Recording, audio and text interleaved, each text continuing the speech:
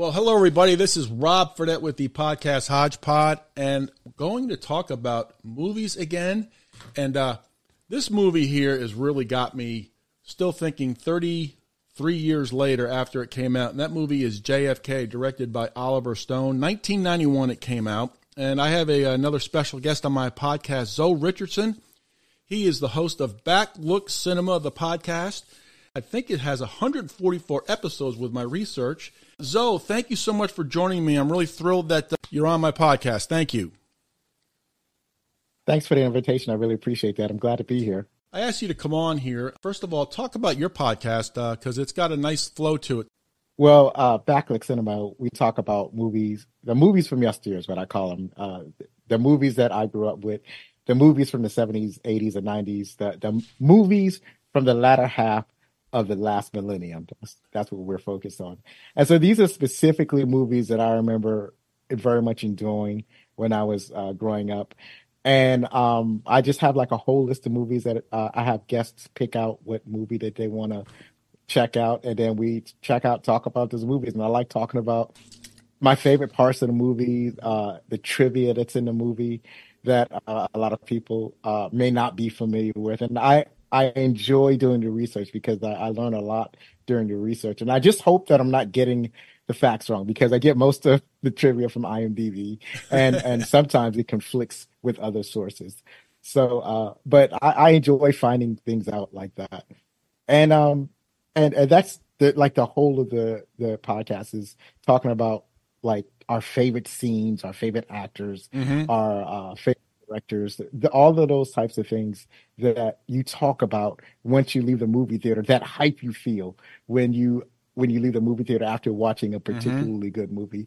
I want to recapture that hype when I do the podcast. I agree. And, nowadays when you see TV commercials on TV, they have like songs from the 70s, 80s, 90s, and 60s. It's all about nostalgia. People love talking about the movies from the 70s, 80s, and 90s. They have all their distinct ways of how they presented movies in those decades. But this movie here, JFK in 1991, directed by Oliver Stone, really, it's been, over 60 years since John F. Kennedy was assassinated, but yet, when you look at this movie, it's still one of the most, it's probably the most talked about murder or assassination still to this day, and the way he presented this movie made you think a little bit. What were your thoughts when you saw the movie? Because I had to watch it a couple of times before we hooked up on here, and after seeing it years ago, but what did you think about the movie? Well, I had a long and arduous relationship with this movie because, I've wanted to see this movie for a long time, but I just never got around to seeing it.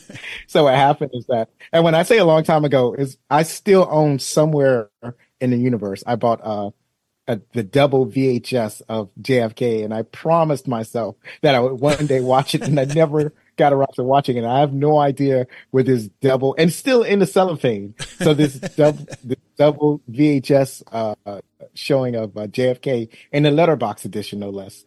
So I just never got around to seeing it, and because I'm always interested in movies that are like biographical or based on a true story. Those type of movies I enjoy. So when you asked me to watch this movie, I was glad to finally I had an excuse to go watch it. Excellent. And my first thought was like, wow, this movie is really long. Yes. 3 hours and 8 minutes. Right. The first thing I'm looking at is the watch time, the movie length. So I was like, okay, because it just, I got to know so I can get into the mindset. You got to prepare yourself. It's like when you do a marathon, you train differently from when you're doing a sprint. So when I got that mindset, I was prepared. And it has a lot of my favorite actors in it, and it was so many cameos that I wasn't prepared for, and they had a lot of great dramatic tension. What I was not prepared for was that this movie is where all of the JFK conspiracy theories come from. Everything that they're talking about in this movie are the things that when I was growing up that people used to say about JFK, and it's hard to believe them, hard not to believe them, because you don't know what to believe. Like, you want to believe that there's a single shooter, like that was the official record, but then it's also strange that he's walking in a crowd about to go walking from one building to another. Yeah, I guess he's going to court or something like that. And then somebody just jumps out of the crowd and guns him down. And you're like, you know what? That's strange. That's just something strange. And then it's everything with the magic bullet, the what you call it, the weird place where he was shot doesn't make sense if it were a single shooter. All of those things. And so basically you're left in you have a sense of, well, at least like not seeing this movie and growing up and hearing all of the stories, you have a sense of uncertainty. Mm-hmm. So I think this film the film is based on like a couple of books that came out. So I think people were kind of talking about these conspiracy theories when they read these books. But then, and so the movie kind of dramatizes those stories that were found in those books and that evidence that the book presents and that sort of thing. So yeah, I was I liked, because this movie had a chance to be like dull and boring. Like it could have been like watching paint dry. But Oliver Stone is a master filmmaker. You know, you trust him with your time. And so when you watch this movie, it's like, okay, like he found a way to present it to make sure that he maintained your interest, you know, throughout the entire watch time. He did a great job of that. I like the way that he had people telling stories at the same time showing you the stories. You hear a lot of people when they talk about movies, they're like, show don't tell, don't tell. And he does a lot of showing. That's what he does in this movie. He shows you everything. And so and that basically kept your interest in the movie. Yeah. And so I was impressed with the long run time. I was impressed how the movie's able to keep your interest, and I was impressed with the information that they were able to present in a dramatic fashion. So it was a very interesting movie. I'm not going to say it was my favorite movie. Right. I'm not going to say it's the greatest movie of all time, but I'm going to say, yeah, I'll mess with that. I'll mess with that movie. I kind of enjoyed it. Yeah, it was, when you see the movie, the first few minutes, it's showing like live actual, you know, news footage from that time, and it really like sucks you in right away. And then there's a couple of scenes within that first opening scene where a woman's getting thrown out of a car, and you're like, what's going on? And then that comes back later in the movie. But it was 3 hours, 8 minutes, 3 hours, 10 minutes, released on December 20th, 1991, and a budget of $40 million, and it got box office of $205 million. So it definitely was a blockbuster movie in 1991. And Kevin Costner was leading the way. He was the star, and then Tommy Lee Jones. And the cast, like you said, the cast was really quite a cast. And, you know, when Oliver Stone comes asking, I'm sure they all said yes. But, you know, you had Tommy Lee Jones, played Clay Shaw or Clay Bertram. Donald Sutherland, Mr. X. Gary Oldham played Lee Harvey Oswald. Kevin Costner, Jim Garrison. And then Joe Pesci was in it as well. You know, Wayne Knight, Vincent D'Onofrio had a little cameo. Ed Asner and Jack Lemmon and Kevin Bacon and John Candy. Sissy Spacek as well, who played Liz Garrison. So you had some different actors that we're used to seeing in different roles, like comedy, and I like the contrast in the movie when they played serious actors. I really, I think that's what made the movie credible for me. Yeah. I even though I looked at the credits and I was seeing many of the actors, I think I wasn't paying full attention. So when like Joe Pesci showed up on the screen, it's like, oh my God, it's Joe Pesci. It's like. And he looked so weird. He had such a peculiar look about him. And he did some fantastic work in the film. And then you had, I think you said his name was Ed Asner. Ed Asner, yeah. Mary Tyler Moore. He was on the Mary Tyler Moore show. Yeah, Mary Tyler Moore show. I was like, oh my God, they got Ed. I didn't know Ed Asner was here. And he's such a horrible person in this movie. He was horrible. He's beating up Jack Lemmon. How can this lovable, grumpy newspaper editor be such a horrible asshole? I couldn't figure that out. And then you had Jack Lemmon, and I was surprised to see Jack. Like everybody wanted to be in this movie, and these are faces I hadn't seen in a long time. So I was surprised to see Jack Lemmon.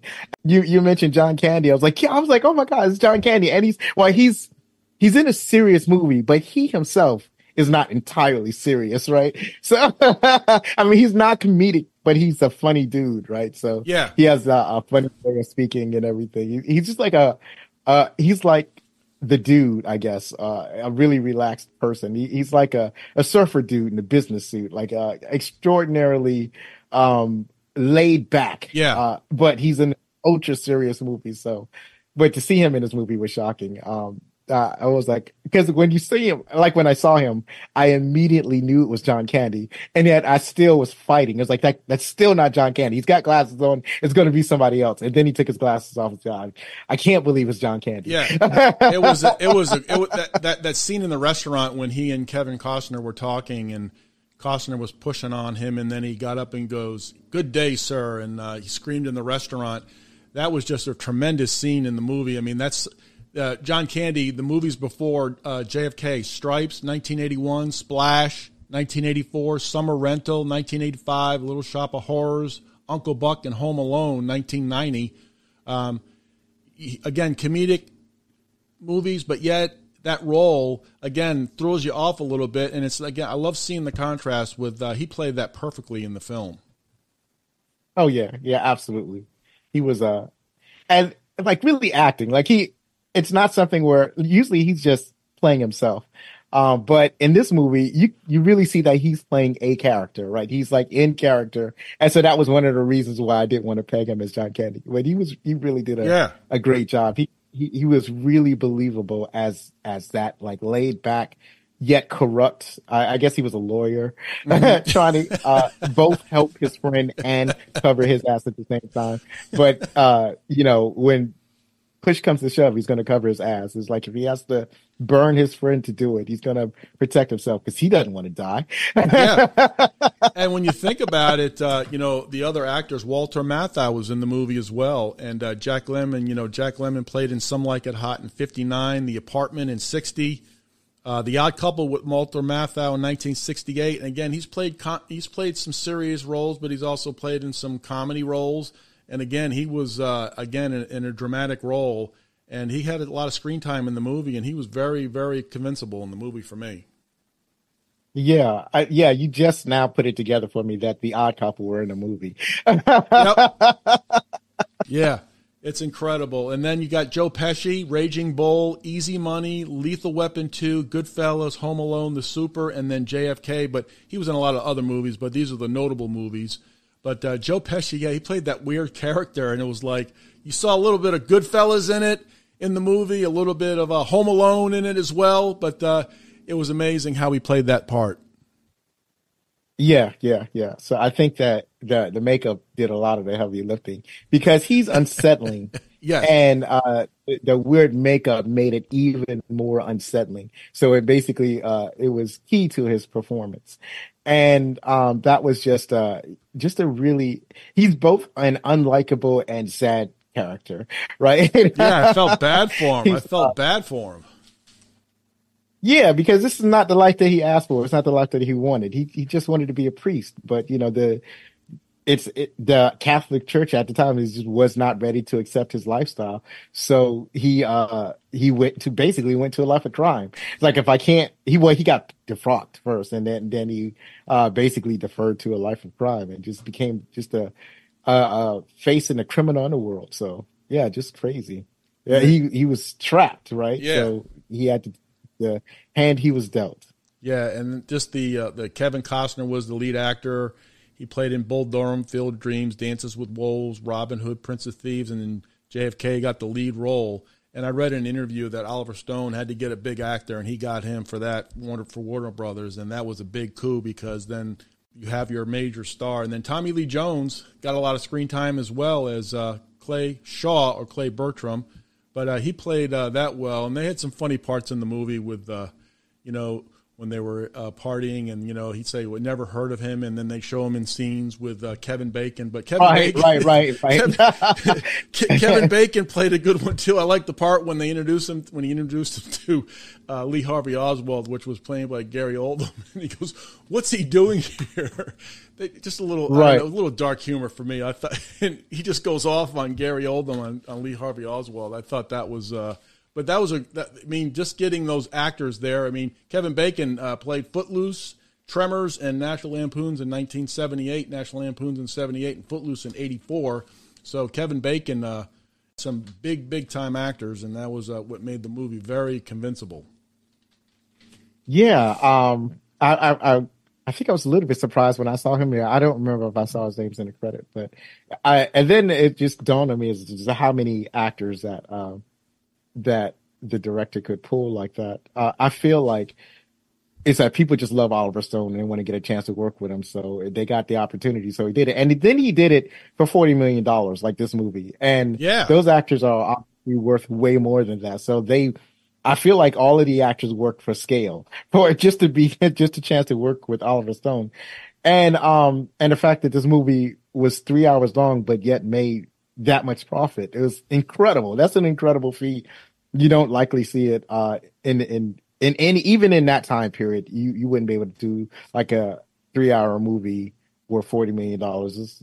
It's unheard of, right? Yeah, exactly. So yeah, and the part that Kevin Costner played, Garrison, that part there, I always felt like wanting more and wanting more. Hopefully they would get to this part, Oliver Stone trying to get to this part where they would find not the one lone shooter, but, multiple triangulation is what they were saying in the movie. Kevin Costner, he was fighting an uphill battle, and they had a few scenes in the movie when he was like walking by himself. He was in this all by himself. I know he had a support team with him, but I felt that loneliness with him, even with his own family. yeah. I thought at one point that he had lost his family, but they hadn't showed it really quite separated. I didn't do any research on him to find out what happened with him and his family, but it's like it was real stress on the family because he was like he was off chasing all of these leads and not really spending time at home. So that can definitely cause a lot of stress. So you felt that tension in his family and that isolation. He had tension in his work group, and then you see him just like struggling with the weight of the world, like by himself sometimes. But Costner, he loves doing these big films. Like this is his bread and butter. He's about to do this gigantic movie that's going to come out, and I guess the fall. Have you heard about it? Yeah, I saw it. Is it a Western movie? I saw it. Yeah. It's a Western movie. It's actually a two-parter. I don't know exactly how long these movies are going to be, but apparently they're going to be like gigantic epics, and he just loves that joint. It's like that's what he lives for. So I hope it's good. I mean, there are a lot of movies that he's done that are like that. A lot of people don't like. Like I like Waterworld that people didn't like, and I like The Postman. I like that one, and I know that a lot of people give him guff for that one, but I've only seen it once, so I don't know if I'll like it again. Yeah, but I remember that first time I thought I truly enjoyed it. Yeah, and this movie here, JFK, again, it makes you think about different theories they came up with: the mob, Castro, the Soviets, and it was like you don't know which way it's going to go. And then as the movie develops, they start talking to the characters, the people in the movie. Was it John Candy? You had Willie O'Keefe, played by Kevin Bacon, and then they go to talk to our friend Joe Pesci there, David Ferrie, and then Tommy Lee Jones, Clay Shaw. So they did it in sequence when they were talking to these folks there, but they could never get them to break or anything like that. And again, that uphill battle, I mean, it's amazing when you look back, like he really tried to find out and nobody was like backing him up after the Warren Commission. Right. That, and it's hard to get somebody to talk. It's hard to get a hardened criminal to talk. Like you really got to have something on him. And if you don't, especially somebody like Clay, because he's wealthy, he's a rich dude. It's like he doesn't have to confess to anything, so he doesn't. Right? He has no incentive to cooperate, so he doesn't cooperate. And so it's incredible how what you call it. I guess one of the things is it's incredible that he thought that he could get Clay to talk, but he was going to give it a try. Or catch Clay in a lie or something like that. And he almost catches Clay in a lie, like in the courtroom, but the evidence was thrown out because there wasn't a lawyer present. And then there was but one who did talk was Joe Pesci's character. He talked a lot, but nothing that he said could be corroborated. And then the same thing with Kevin Bacon character. Like he never lied. He told the truth the entire time, but he's a homosexual and basically a prostitute. So nobody's going to listen to him in 1970 or 1960. Like nobody's going to listen to that dude. So it's hard. It's like he didn't have nobody who was credible would talk, and nobody who talked was credible. So he was kind of in a crunch there. And another part of the movie when they were showing, like they would show the actual footage and they showed the Zapruder film, intertwined it with some fictional scenes that Oliver Stone did. It was really like, it was convincing for me watching it that it was like not a documentary, but you could actually see the thought of like more than just one killer. What were your thoughts like of using that footage there in the film? Because I thought it was made the movie extraordinary, and we'll get to the reviews back in 1991. What were your thoughts on that? Oh yeah, that was shocking. That was super impactful. That it did. What was one of the funniest thing was that there was a joke that was told where the punchline was back and to the left. And so when I saw this movie, I was like, oh, that's what this joke was referencing. It was referencing this movie specifically, back and to the left. So that was definitely an impactful scene. And there was some, like you said, some fictional footage that was kind of mixed in with the real live action footage. And the funny thing about the fictional footage was that there was another movie that I just watched, another 3-hour epic, plus 3-hour epic, that referenced the JFK assassination, and that movie was Malcolm X. So they actually used footage from this movie, JFK, and they used it in Malcolm X, and to fill out some scenes or whatever. So now I feel like I've gone full circle, but it seeing that footage, you're able to see the assassination in a new light, and it leads credibility to the some of the evidence they have that there was a huge conspiracy going on, a conspiracy that involved the intelligence community, the military, the mob, just pretty much some of the most powerful players in the game are involved. And when you think about it, they would have to be in order to assassinate a president. And I don't know if you've ever been to Dealey Plaza. I went there about 14, 15 years ago, and it's amazing when you go there how time just stands still. Everything looks exactly the same as it did in 1963, and it's amazing when you actually see like where the grassy knoll is. It's very, very haunting when you're actually standing there and you look up at the Texas School Depository up at the 6th floor.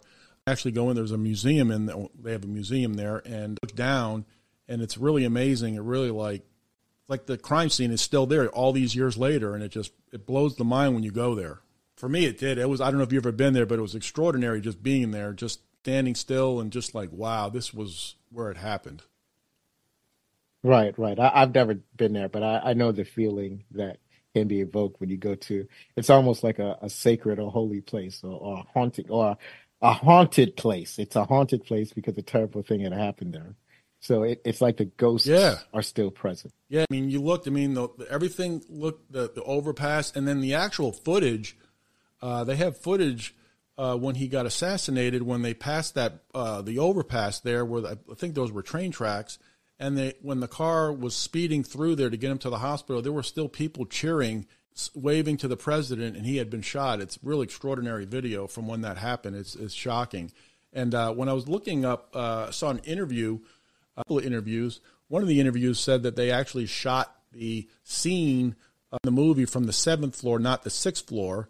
And then Gary Oldham, who played Lee Harvey Oswald, he said that he was given some money and some contacts to go to New Orleans to talk to people about what had happened. And it was really extraordinary. Like, he went there actually to talk to people to get a sense of what it was like in New Orleans at the time. Speaking of Gary Oldman, his accent is fascinating, or it's fascinating how he can put on different accents. Like, there are people who can do accents well, or maybe they can do one accent really well. But Gary Oldman, he's pretty much a chameleon when it comes to being able to do different accents. So it's his natural English accent. Like, you wouldn't know from this movie that he was English, but he has his natural English accent, and then he puts on whatever accent seems appropriate for the time, right? So in this movie, he had a very strange and very purposeful accent.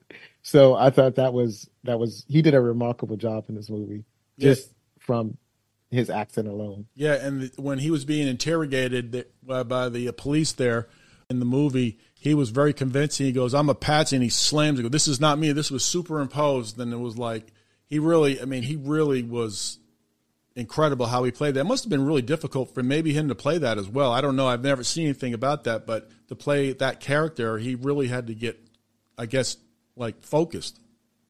I'm not exactly sure that like somebody who's not American would probably not have the same emotional impact playing Lee Harvey Oswald as somebody who's like from another country. So I think he's sufficiently distanced enough where he's not like it wouldn't have the same emotion toll on him.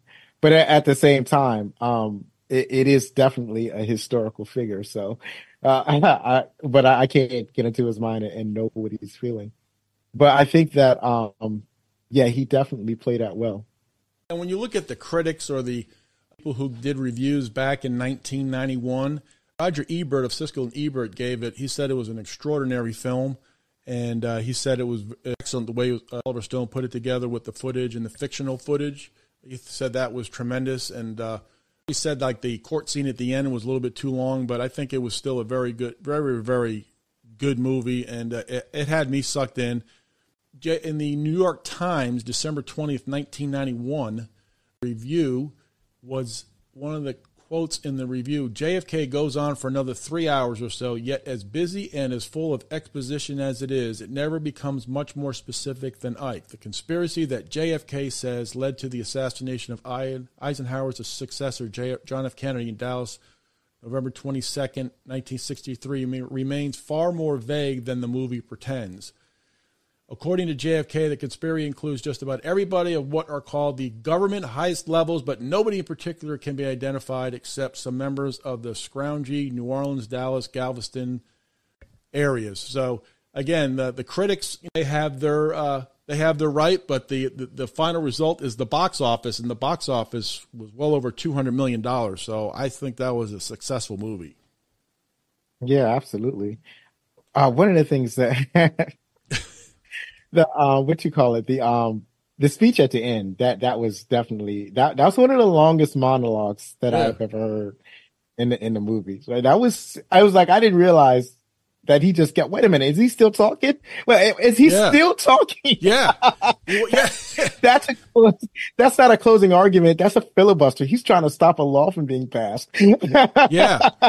Yeah. And when you went in the court scene there, I didn't get the sense watching it back then, or even now after watching it several times, that he would have been found. Clay Shaw would have been found guilty. And at the end of the movie, when they're asking him, and he'll go on for another 30 years, Jim Garrison, Kevin Costner's character, and then they all see Clay Shaw, and they all go there.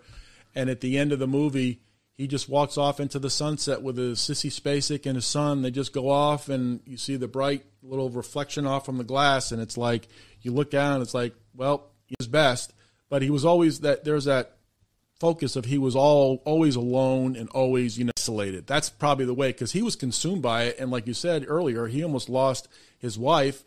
I mean, I think the scene that really caught my eye was when RFK was assassinated, when they played that footage, and then he really said that he was defeated then.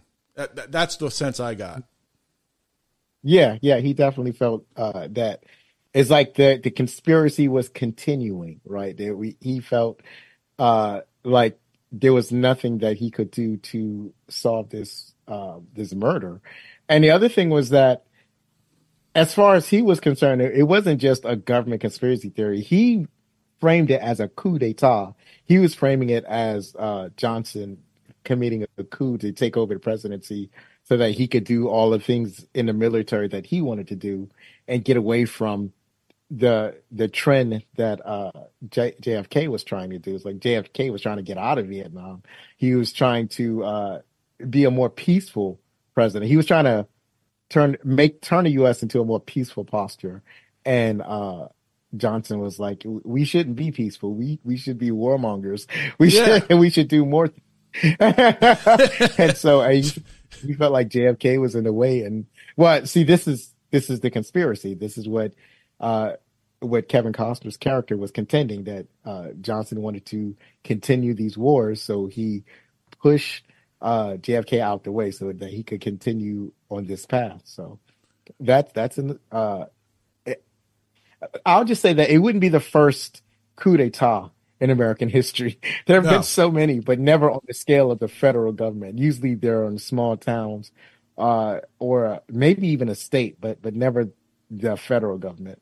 I felt it was pretty gutsy for him to come out with the movie because it raised more questions, and it made people think, and it made people talk about it again. And, I found that to be very refreshing at the time. And still to this day, he is still interviewed about the movie, and it's still talked about. And it really raises more questions than it answers. And I think, it will till whenever these documents, the Warren Commission, and the Warren Commission, they made the government sound like the government says you're going to, like when one of his associates, they pulled him off when it was raining, Michael Rooker character, and he goes, get it through your thick skull. And it was like, man, oh man, these guys, the way Oliver Stone portrayed that, I thought that was very like, you're being watched and we know what you're doing.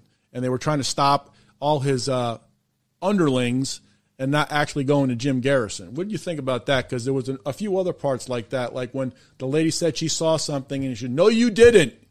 You didn't see. It was not 7 shots. It was 3 shots. And it was just like they were just like intimidating. And the way Oliver Stone presented that, again, raised questions. Who knows if it happened, but he made that choice.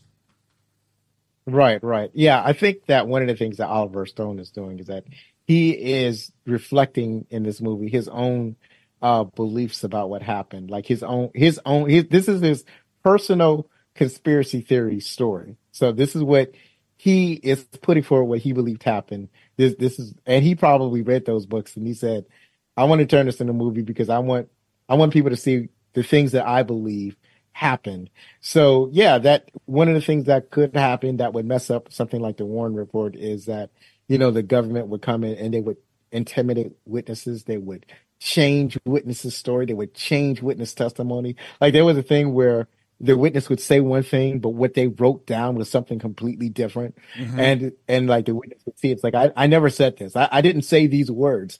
This is your signature. It's like, yeah, this is my signature, but I did not say these words. So another example is like what you brought up earlier, Lee Harvey Oswald. He saw this photo of him, and they were like, "This is not me. This picture is not me. This picture has been doctored." And is the word that they used before they came up with Photoshop. And the funny thing about that picture, about when he saw it, and he was like, because what happened was in one of the scenes when you had they were going on, you had the district attorney and he's going over with his crew about what happened in the conspiracy, and it was showing the scene of the meeting, and they spliced that with the scene of somebody cutting up a photo of Lee Oswald and putting him in a fake background and then like doing all these photo tricks. And I was getting frustrated. It's like, what are they doing? Why are they showing this? And then later on, when Oswald is slamming the picture down saying this photo was doctored, I was like, oh, that's what's going on. They were preparing us for this scene where we was like, now we, the audience, know that the photo was doctored because they were showing us that the photo was being doctored. They was physically showing us. So there were a number of scenes, like you said, that where the witnesses are trying to say one thing and then the government is intimidating them and saying this is something else that happened. The only time when there's like a kind of reverse on that is when Kevin Costner met up with Sutherland, and Sutherland was we forgot about that part. Right. And that incredible scene where he was basically just telling him like everything, and also telling him like, this is what the government is going to do. They're going to push back. So you just have to keep going. You're going to have to stay on the trail if you want to get close to solving this case. You're just going to have to, you're on the right trail. You're close. Yeah. So you're going to have to keep going. And if you want to find the answers you're looking for. So that was all. And it's like, this is like, you have this like naive belief that, oh no, the government wouldn't do that. They wouldn't like change witness testimonies. And as it turns out, that's exactly what they would do. Yeah. And you know what I really loved about that part with X? I love the part when Kevin Costner walks out of the Lincoln Memorial and he's walking down the stairs, puts the umbrella up, and then all of a sudden Donald Sutherland, and then they go talk. And I thought that was good, the way they intertwined some of the footage of back in the time and then some fictional footage that they created for the movie. I thought that was really, really convincing. And I love the way that the cinematography of the time, the dress, the cars, subtle. You know, it's very, very peaceful. It wasn't a lot of noise when they were walking through the pond. You know, I thought that was really. I don't know if you can do movies like that today, but when you look back, that's where that nostalgic look for the movies like in the 70s, 80s, and 90s. Oh yeah, yeah. I mean, you could do it today with filters and whatnot. So, and I'm pretty sure there are two ways that people tend to do it. Either they'll try to find the same cameras and the same film stock from that earlier time period, or they'll try to put the film through some different filters to achieve the same effect. And I think nowadays they're probably just going to have to use filters because it's like there are a lot of companies that used to make film that don't make film anymore. So it's harder to do today just because of that. The film that they want to use is so much rarer. But yeah, that was a fantastic job. How they made the picture or the movie, it looks aged. It looks like it is from an earlier time. So they did a really good job of doing that. And I did enjoy that. And I also enjoyed like that particular scene with I think his name was Kevin Costner's character was Jim Garrison Morrison or Garrison. Harrison. That I said Jim Morrison. So with Harrison and X, it felt very X-Filesy. Like it was the closest to the X-Files you can get in this movie. It felt very much like conspirators getting together in a public place to talk about top secret goings-ons in the government. And yeah, it had. Speaking of scenes, this movie had a number of powerful scenes, and that was just one of them. Yeah, the part there he says you're getting close, and he wanted him to testify. He wanted people to testify, and he said no. And I like the way they did when X they said you're going to the South Pole. He goes the South Pole, and then he talks about being in being out overseas, and then he tries to give this timeline of when they figured out he had the whole life story of Lee Harvey Oswald. I thought that was really, again, that was pretty convincing. It's like now you see stuff today. It's like, you know, who it is in their whole life story in 5 minutes. Yeah. What was fascinating was that, so he was in either in Australia or New Zealand, and he got the newspaper about the entire assassination. But the problem was that the Australia is like, or the way the what do you call it, the time works. Yeah, they're like 16, 15 hours ahead. Right. So he got the news before the assassination even happened or something like that. So, or before the arrest of Lee Harvey Oswald was made. He basically got the news too soon. So that's how he knew that the story was being made up. And plus, he works in Black Op. He knows how black operations work. He knows how regime change works. He knows how coups work. So he knew what was at play here because this is the type of work that he does. That's why he got sent to the South Pole so he wouldn't interfere. So yeah, that was it's like, man, that's super convincing. Yeah. Well, I like the way when they started walking and he explained like 4 or 5 coups right off the bat that he was involved in. I said, man, this guy's a badass. He was basically showing his resume. Another powerful scene is the Joe Pesci character when he needed to be brought in because he was afraid for his life at the time. So he gave this incredible monologue when he finally brought him in.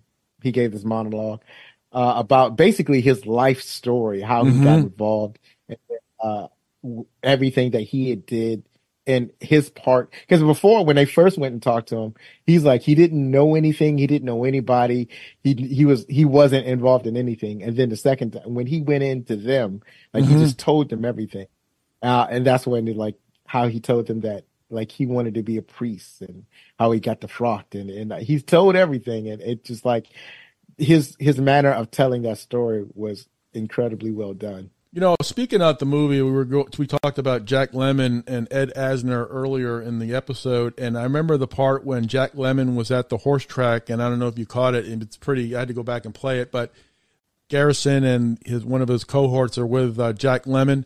And then you see like a 2-second clip of somebody reading a newspaper in a suit looking over at them. So could have been the government was watching them. Maybe that was that's maybe you saw it that way. It's probably just a little thing. Okay. Maybe they know what's going on. They're watching him like we were talking earlier. maybe that it was kind of weird how that they just put that guy on there 2 minutes looking over at them talking to Jack Lemmon. Yeah, I don't know. I think that it's just something that'll keep the audience off balance. Like, Yes. they're never going to tell you if that person was for the government or if it was just some dude during his lunch break. Like, you're not supposed to know. It's like you just make up your own mind of who that guy was supposed to be. Yeah, the guy, dark suit at a horse track, while they're doing practice runs, I just thought that was pretty interesting. And the other part there where Jack Lemmon gets beat up by Ed Asner, by Guy Bannister, and they're in his little office in the warehouse, and it's pouring rain. So that added some great tension to the scene because it's just like it's raining, pouring, and the noise is there. And Jack Lemmon just gets pistol whipped a couple of times. I thought that was a pretty awesome scene. Again, Jack Lemmon, I'm used to seeing him in comedic roles, but right, yeah. When I watched that scene, I was like, "Oh man, not Jack Lemmon getting beat up. What did he ever do?" I know. First time I saw it, I was like kind of shocked because you're used to seeing these guys this way. Right. D'Onofrio had a little appearance there as a witness at Dealey Plaza as well. So again, you got the actors and actresses that that had more roles as the years went on. It just shows you that they had the cachet, and then that probably helped some of these folks get better roles. Right. It's funny because I didn't recognize him. I wasn't looking for him. Like, I saw his name in the credits, and then I forgot it, and then I felt like I never saw him. But then again, he looks very different now than he did when he was younger. So, and he's kind of a comedian too. Like, he looks a little different in his various roles. Like, he was also in. He was in Men in Black with Tommy Lee Jones. They in the Men in Black. Yeah, he's in Men in Black. He was way different in that one. Full Metal Jacket. He was. Yeah, that's the one I was thinking about. Full Metal Jacket. He looks way different in Full Metal Jacket. With the bald head and the creepy looking eyes. He was also in. Well, his latest role is as Kingpin, and he looks way different as the Kingpin well, it's in a show called Daredevil, and he's in another show called Echo, which is related to the Daredevil, and he just looks way different than like how he looked in Men in Black or how he looked in Full Metal Jacket, like or how he looked in, I think it was like Law and Order. No, he was in CSI shows. He was in Law and Order. Yes, that was the 2000. Yes, right. So it's like, yeah, he just managed to look different in all of his roles. So that's pretty interesting how he's able to do that. So I didn't see him in the movie. I'm pretty sure I saw him, but I just didn't recognize him. That's all right. That's all right, because it's amazing too. Like Walter Matthau, he was in it as Senator Long, and there's the first part of the movie where he said it wasn't a lone gunman when he was sitting in the plane with Kevin Costner, and then they had the little shot over D.C., so you get the sense they're flying to D.C. So I thought that was small part. I remember Walter Matthau in the Bad News Bears in the mid-'70s. And like the Odd Couple movie and some other movies as well. But Walter Matthau had a small part on that movie. And I guess Oliver Stone said, this was the guy I want. Yeah. He was, So he's at that point in his career where he's not looking for huge roles. He's not looking for like a starring role. He's like, I'm like 60 years old. You can give me just a couple of lines and I'll be fine, right? There are a lot of actors when they get older, they're not trying to carry an entire movie. Right, so right. I'm pretty sure he was cool exactly where he was at. Yeah. So the movie really, like JFK, really makes you think about the crazy bullet theory, the zigzag. It kind of makes you think, did it really happen? And then, it questions the Warren Commission. One couple of things I wrote down while watching it the other night. Questions the Warren Commission, sloppy investigation. This is gnawing at Garrison throughout the whole movie. He's by himself, but he's focused and he's resilient and he's looking at holes in the Warren Commission. And I always felt like after seeing it the first time that there was going to be a conclusion, but when you look at the historical facts of it, Shaw was found not guilty, and Jim Garrison still. At the end of the movie, in the credit says it was the only time that somebody or a attorney or was investigation was brought where it was brought to trial. So I thought that was quite fascinating looking back at it now. Yeah, yeah. That was the only trial where they tried to get anybody to have responsibility over the death of the president. Because remember, Lee Oswald was murdered, so they couldn't try him. And so they're looking for somebody else. And then even in the beginning of the movie, like there were with the police investigation, he was annoyed with that police investigations. He was like, how could they miss that? It's like the first thing you do is you would ask this question or you would follow this procedure. Why didn't they ask these questions? Why didn't they follow these procedures? So he was already annoyed with it. And then 5 years later, he's actually back on the case, looking at basically trying to find holes and flaws in the Warren Commission, and then trying to fill those holes and try to find out why these flaws occurred. So yeah, it was all of that. And then you mentioned the magic bullet. That was the thing that he didn't like. He didn't like the magic bullet theory because he didn't like that. In order for the magic bullet theory to be true, then it could only be one gunman. Because it's like, if it's one gunman, then this bullet is going to do all sorts of things. But anybody who knows anything about bullets knows that bullets don't do that, right? Yeah. It's like this bullet's in pristine condition. How could it do all of this? Like, no, it's somebody's telling stories. Yeah. Yeah. And the other part there, when you think, the 3 years had passed, and then this is when he decided to do the investigation, which is extraordinary. It was 3 years after he got assassinated, still healing at that point, looking back at at that time. So when you look back, like what was like a takeaway, and I'll let you know a takeaway of mine about the movie that you didn't know about JFK, seeing it for the first time. What was one thing that really stood out for you? I think it was just the sheer number of high-profile actors that appeared in this movie. Like, I think that was the most impactful thing, was that it's like so many people, and these are people who wanted to be in a movie, who wanted to work with Oliver Stone. That's the only reason why there are so many stars in this movie. Because otherwise, like in any other movie, you wouldn't have this many high-profile actors. Like, most of the roles where people showed up would be regulated to, like, professional actors that are good at their job, that, you could just basically get anybody to do. Yeah. But there were people, I think it was just a Venn diagram of people who wanted to work with Oliver Stone and people who wanted to basically explore the JFK assassination and the conspiracies that surround it. So that was my biggest takeaway from the movie. I mean, I learned a lot from this particular set of conspiracy theories and the evidence that was, put forward, and it made me curious about what was going on with that. And one of the first thing I wanted to do was look up Clay, the Clay character, Clay Shaw. But they had the blurb, Clay Shaw, and they had the blurb at the end of the movie, so that kind of satisfied my curiosity. One of the other things that they said was there was a government official who was the head of like special operations, who admitted that Shaw had worked for the CIA, but he admitted this like 4 or 5 years after Shaw had already died. So it's like you can't confirm or corroborate, right? It's like now it's just somebody who's saying something and with no real evidence to back it up.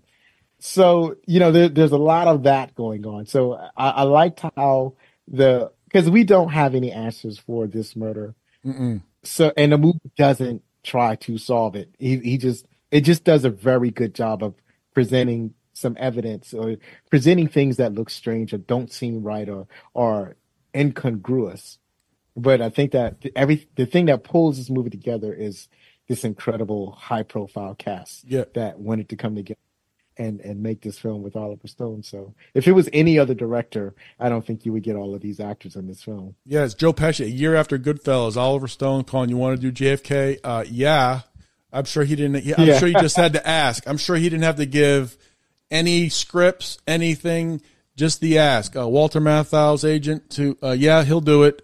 Tommy Lee Jones, he'll do it. I like the way they portrayed like Tommy Lee Jones and Joe Pesci's character as funny looking guys. It was comical in a way because they were kind of creepy in the movie, but it was fascinating. I think what fascinates me is when movies have the actors and you look at it years later, and I'm sure people like we were talking before we got started here, Back to the Future had Eric Stoltz as the main character and then fired him for Michael J. Fox. It's amazing how they get that actor in that role and it's perfect 30 years, 20 years later. It's always the perfect role. You never see a movie where that person is out of place. Right. Well, there are some movies that could be better cast.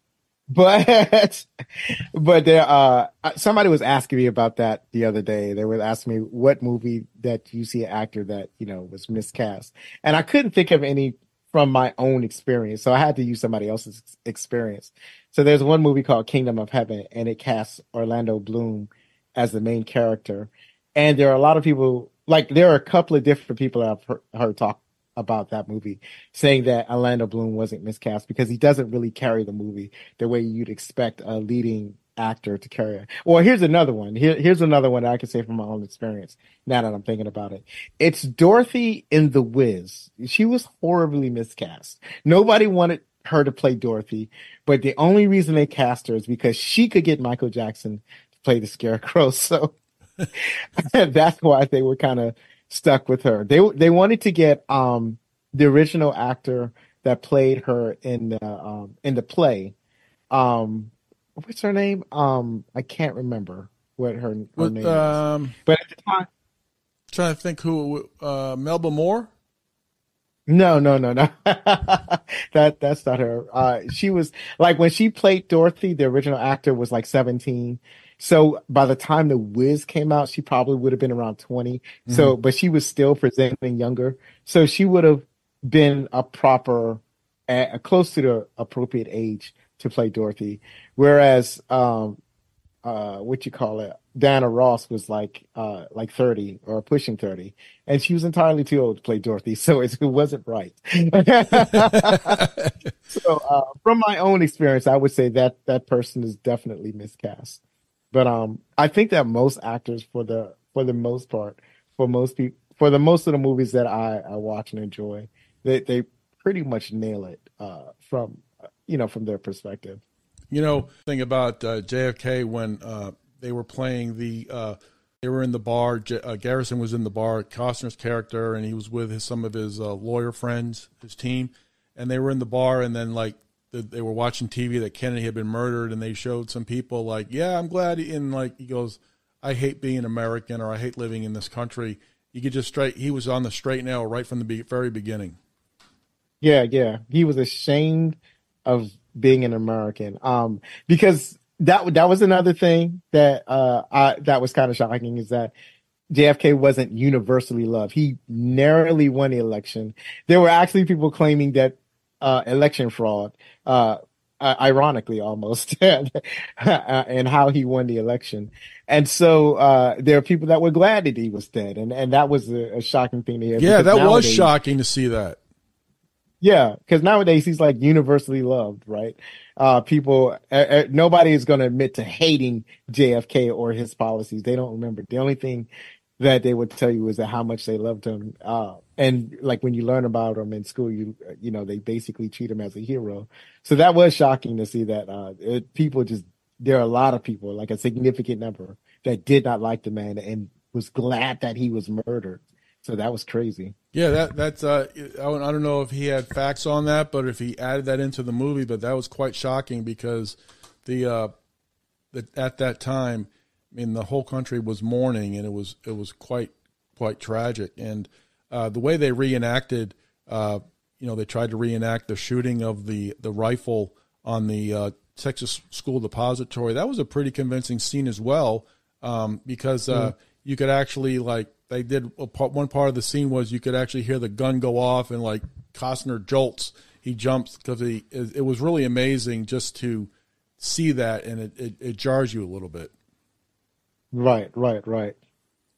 Yeah, the way that that the film was edited, I don't know who the editor of this film was, but definitely he should have. If he hadn't gotten an Academy Award for editing this movie, then he should have, because the editing was very smart. It feels like, excuse me, it feels like a lot of work. It feels like it should have been a whole team of people editing this film together, because with all of the quick shots, the interplay between like maybe eating and them talking about a thing, and then you seeing that thing take place, the way those scenes were spliced together, just an incredible work. I think that was smartly done in order to keep the audience interested in the story. Like, you're not getting bored just seeing a talking head talking about stuff. Like, because it's like this movie is all exposition, like almost 100% exposition.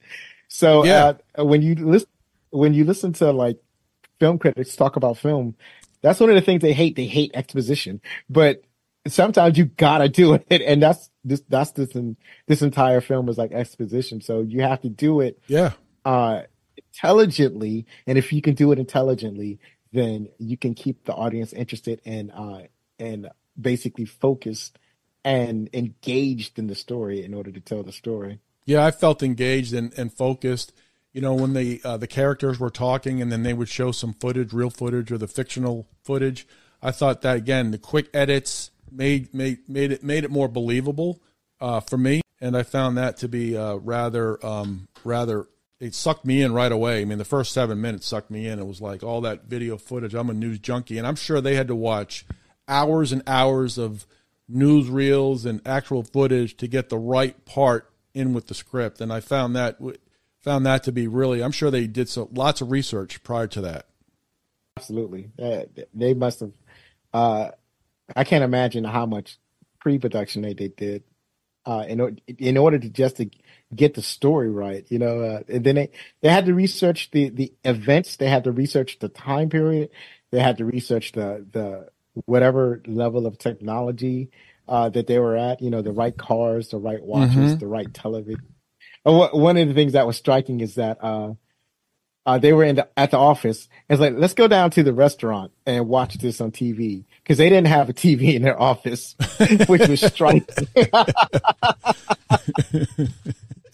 We got to go all the way down to the restaurant to watch TV to see this event. So yeah, so stuff like that is when you go into a time capsule, that's fascinating. You know what? Also, too, I don't know if you probably saw it. I love the lighting that they had. The really lighting above, like we're in the restaurant. The really bright, like it's like an LED light in 1991.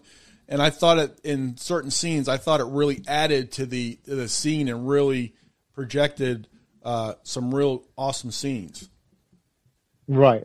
Yeah, they knew what they were doing when they made this movie. They were very smart. And I think there has been a JFK Revisited documentary off this film. I'll have to go back and look, but I was watching some interviews with Oliver Stone this week, and I believe he did a JFK Revisited a few years ago, so I'll have to look for that. I think it was on HBO or one of those streaming services, but it was quite tremendous.